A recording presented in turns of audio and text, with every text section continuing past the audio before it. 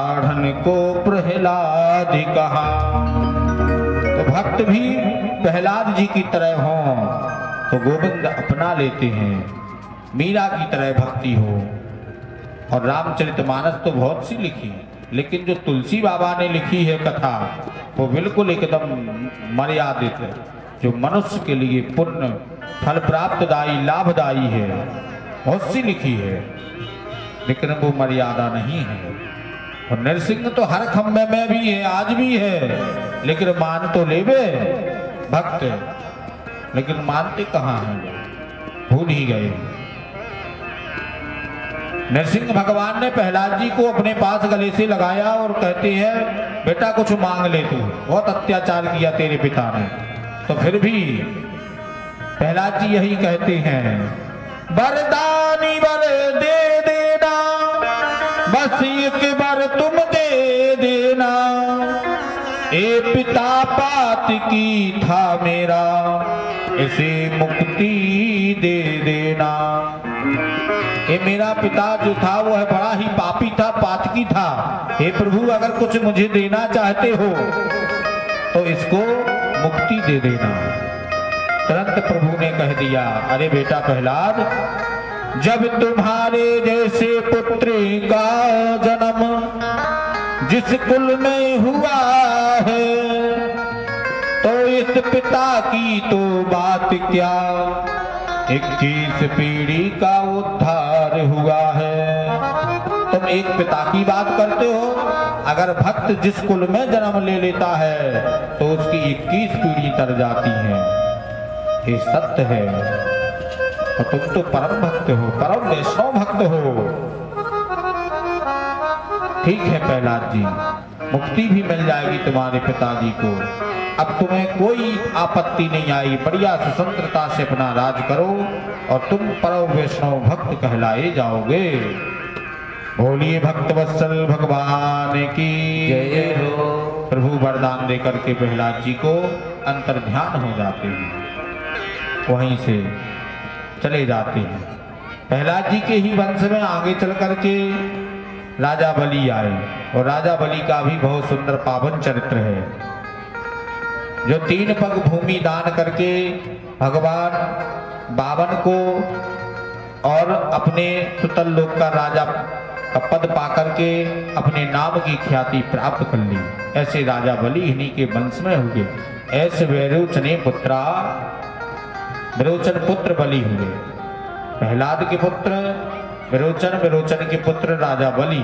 राजा बलि के सामने कोई दानी नहीं था। अपनी संपूर्ण संपत्ति जो भगवान आए बावन भीख मांगने, भिक्षा मांगने के लिए उनको दान में दे दी। काय के लिए देती कि सृष्टि का निर्माण हो जावे और देवता प्रसन्न हो जाए। मात्र स्वार्थ का प्रेम था, इसलिए दे दी थी। तो एक बड़ा ही सुंदर पावन चरित्र आता है राजा बलि का। राजा बलि के ही नाम से एक मंत्र चालू हो गया था रक्षा सूत्र बांधने का। आज जो कलावा हाथों में बांधा जाता है, उसी मंत्र को पढ़ करके ही बांधा जाता है कि रक्षा हो गए। और तभी से ही रक्षाबंधन पर्व का त्योहार मनाया जाता है। जो श्रावण में आता है ना रक्षाबंधन, तभी से मनाया जाता था।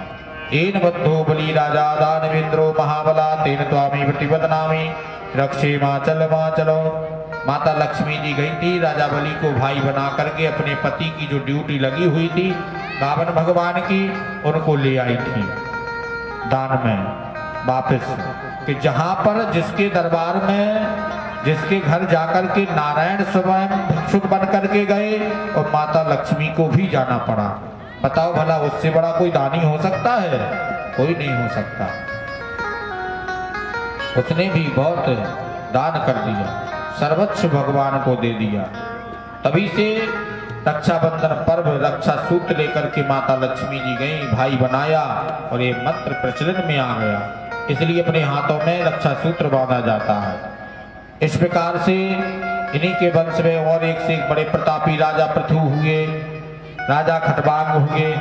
ऐसे वंश की वृद्धि होती चली गई और आगे चल करके सूर्य वंश प्रारंभ हो जाता है।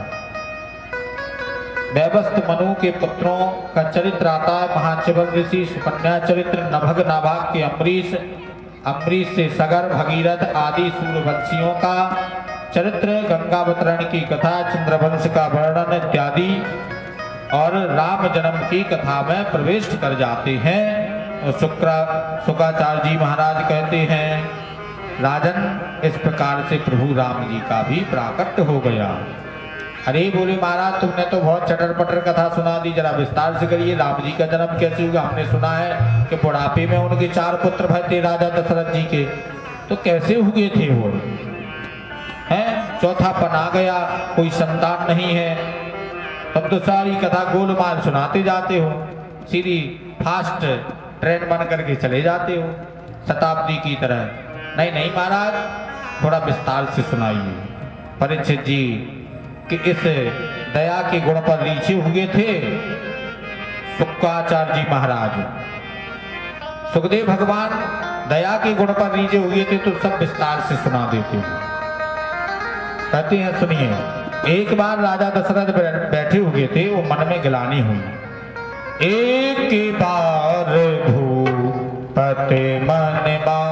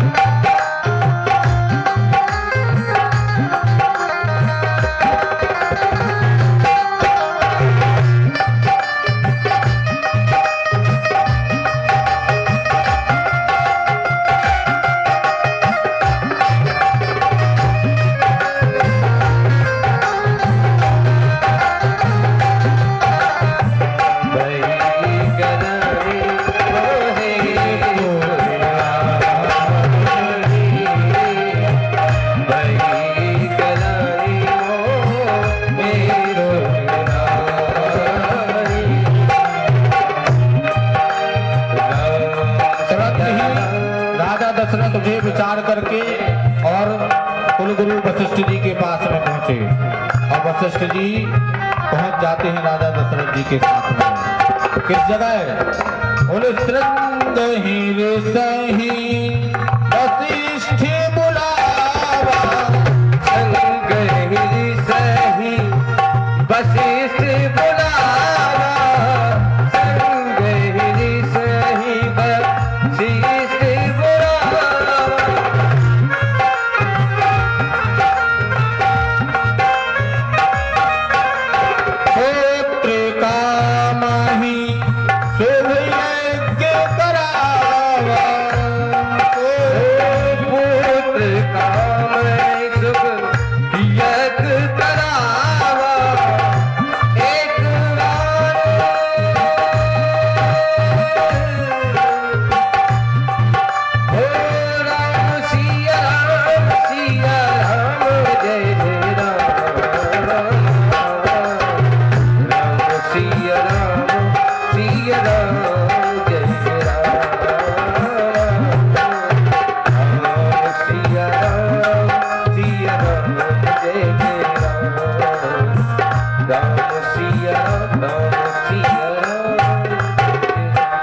पुत्र काम ही सो यज्ञ करावा।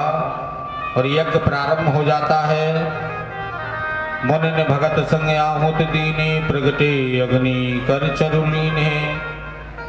सब मुनि बैठे, ब्राह्मण देवता बैठे हुए, यज्ञ चल रहा, स्वाहाकार हो रहा। इतने में अग्नि भगवान कुंड से खीर लेकर के प्रकट हो जाते हैं और राजा दशरथ जी को देते हैं। राजा दशरथ जी अपनी तीनों रानियों को वह खीर खिला देते हैं। एक भाग उसमें से जो छीन ले जाता है बाज, वह पहुंच जाता है हनुमान के पास में अंजनी पर्वत पर। तो वहां से हनुमान का भी जन्म होता है। यहाँ चारों भाई का जन्म हो जाता है राजा दशरथ के यहाँ। धर्म अर्थ काम मोक्ष चारों का ही प्रादुर्भाव राजा दशरथ जी के आंगन में होता है।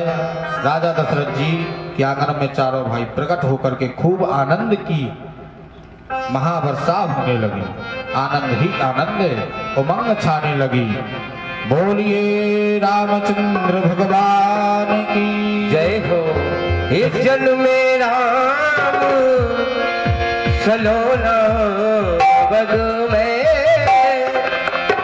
जन्मे राम सलोना अवध में, जन्मे राम सलोना अवध में, जन्मे राम सलोना।